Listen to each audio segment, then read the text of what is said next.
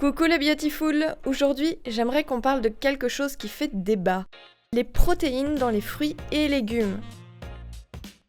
Un certain nombre de mythes circulent à ce sujet, donc il me semble important d'en parler un petit peu avec vous. Une lointaine rumeur dit que nous avons besoin de viande pour avoir notre quota de protéines. Or, c'est complètement faux, parce que déjà, sachez que tous les végétaux contiennent des protéines, sinon les herbivores seraient tous carencés.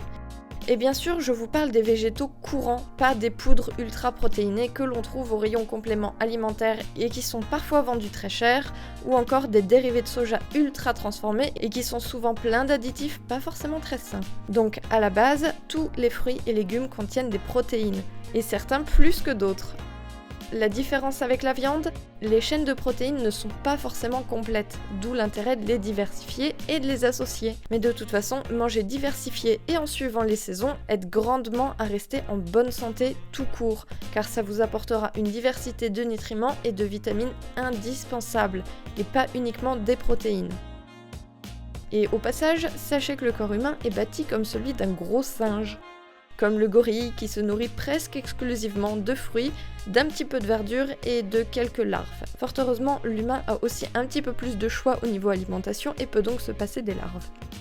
Et en conséquence, les protéines végétales sont toujours mieux absorbées et digérées que les protéines animales par notre système digestif, à cause de la manière dont il est bâti, tout simplement.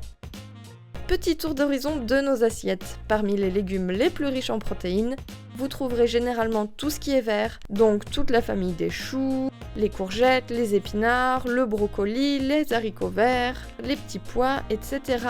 Puis ensuite viennent toutes les courges, les champignons, la patate douce et sans oublier les magnifiques graines germées qui sont des bombes pour la santé.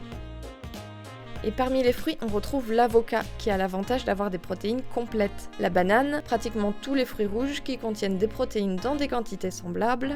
Le jackfruit, tout ce qui est cerises, figues, en fait la liste est assez longue. Alors je suis d'accord sur le fait que ce n'est pas ultra protéiné, en revanche, gardez toujours en tête que les excès de protéines ne sont pas non plus bons pour la santé, c'est une question d'équilibre.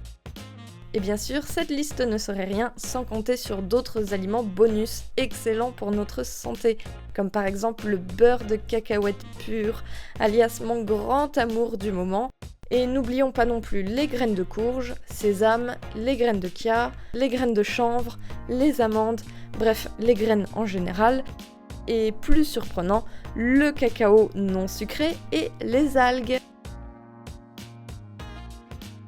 Ainsi que, bien sûr, toutes les céréales et les légumineuses, bien entendu. Donc comme vous pouvez le constater, il y a des protéines partout, dans différents dosages et complets à des degrés différents, certes, mais si vous avez une alimentation variée, il est très difficile de manquer de protéines.